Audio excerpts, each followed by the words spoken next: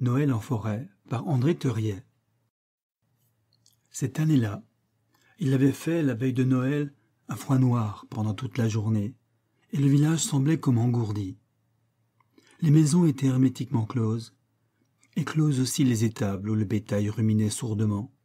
De loin en loin, dans la rue déserte, des claquements de sabots résonnaient sur la terre durcie, puis une porte ouverte se refermait en hâte et tout rentrait dans le silence.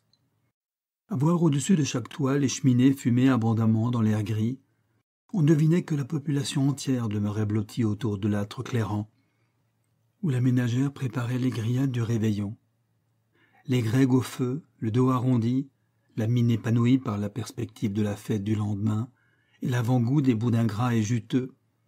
Les paysans faisaient la nique au vent du nord qui balayait la route, au givre qui saupoudrait les ramures de la forêt voisine, et à la gelée qui vitrifiait les ruisseaux et la rivière. Imitant cet exemple, l'ami Tristan et moi, nous avions passé dans la vieille maison de l'abbatiale toute notre journée au coin du feu, à fumer des pipes et à lire des vers. Pourtant, à la tombée du jour, fatigués de notre réclusion, nous nous décidâmes à mettre le nez dehors. Les bois doivent être curieux par ce givre, dis-je à Tristan. J'ai un renseignement à demander au sabotier du courroie, et si tu veux, nous ferons un tour en forêt avant le souper. L'instant d'après, guêtrés jusqu'aux genoux, bien emmitouflés dans nos pelisses et ayant rallumé nos pipes, nous nous enfoncions sous la futaie. Nous cheminions allègrement sur le sol gelé et raboteux de la tranchée sillonnée de profondes ornières glacées.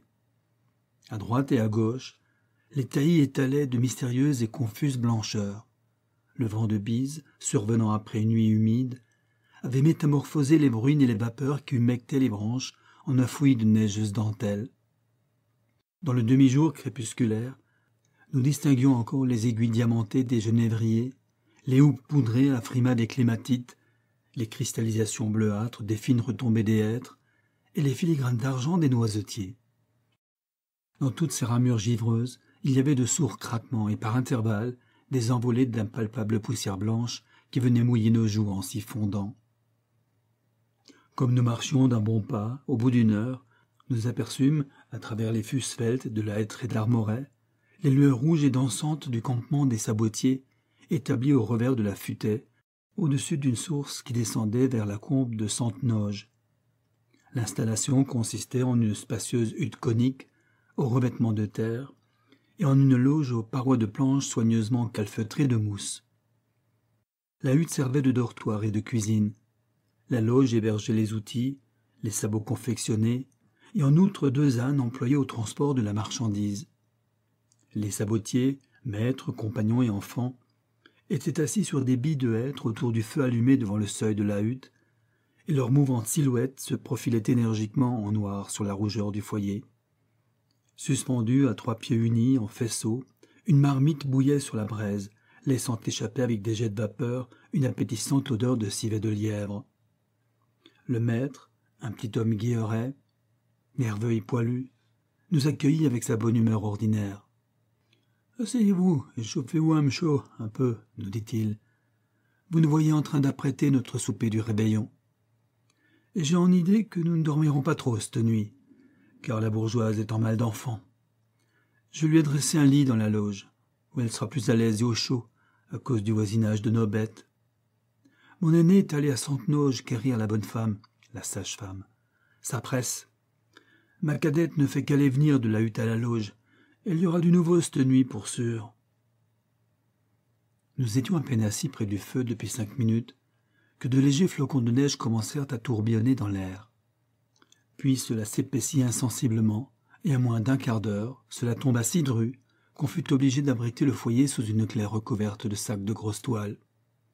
« Ma fine, messieurs, » reprit le maître sabotier, « vous ne pouvez pas rentrer chez vous par cette méchante neige-là. Vous allez être forcés de réveillonner avec nous et de goûter de notre fricot. » Le temps, en effet, n'était pas engageant, et nous acceptâmes l'invitation.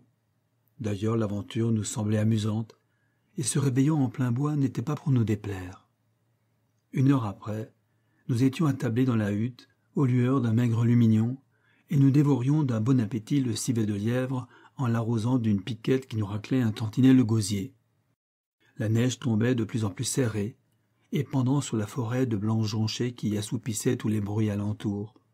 De temps en temps, le sabotier se rendait à la loge, puis revenait inquiet, tendant l'oreille et impatient de voir arriver la sage-femme.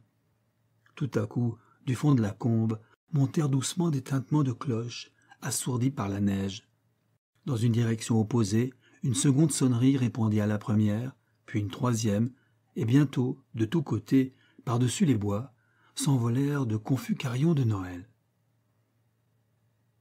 Tout en mastiquant et en buvant à la régalade, les compagnons s'évertuaient à reconnaître la provenance de chaque sonnerie, d'après l'ampleur ou la ténuité des sons. « Ça, disait l'un, ce sont les cloches de Vivet. Elles ne font quasiment pas plus de bruit que les sonnailles de nos baudets. »« Ah, voici le bourdon d'Auberive. »« Oui, et cette volée là-bas qui ressemble à un ronronnement de hanneton, c'est le carillon de Grancey. » Tristan et moi, pendant cette discussion, nous subissions l'action combinée de la chaleur du brasier et du travail de la digestion. Nos yeux papillotaient, et nous finîmes par nous endormir sur les lits de mousse de la hutte au son berceur de toutes ces cloches de Noël. Un cri perçant et une rumeur de voix joyeuse nous réveillèrent en sursaut et nous nous frottâmes les yeux.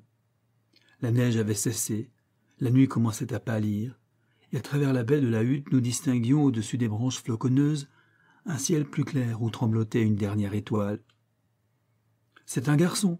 s'exclamait le maître sabotier. « Messieurs, si vous voulez venir voir le Gachenet, ça me fera plaisir et ça lui portera chance. » Nous le suivîmes à travers la neige craquante jusqu'à la loge, qu'éclairait une lampe fumeuse.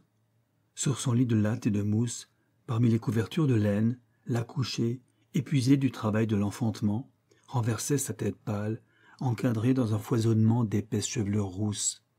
La bonne femme, aidée de la sœur cadette, était en train d'arranger le marmot qui vagissait faiblement. Les deux ânes, ébobis de ce remue-ménage, tournaient bienveillamment leur tête grise vers le lit, secouaient leurs longues oreilles, ouvraient tout grand leurs yeux intelligents et envoyaient par leurs naseaux une haleine chaude qui se changeait un continent en buée. Au chevet, un berger, ami du fils aîné, s'était agenouillé et montrait à l'accoucher une chèvre blanche et noire, accompagnée de son chevreau. « Je vous ai amené notre Gaille, Mme Fleuriot, » disait-il avec son traînant accent langrois.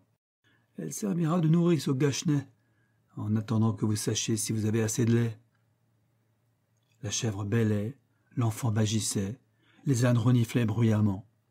Tout cet ensemble avait je ne sais quoi de primitif et de biblique, qui vous prenait doucement le cœur. Et au dehors, dans la clarté lilas du jour naissant, tandis que loin une cloche matineuse égrenait déjà sa sonnerie argentine, l'un des jeunes apprentis, dansant sur la neige pour se dégourdir, répétait ce fragment d'un vieux Noël qui l'accommodait à la circonstance.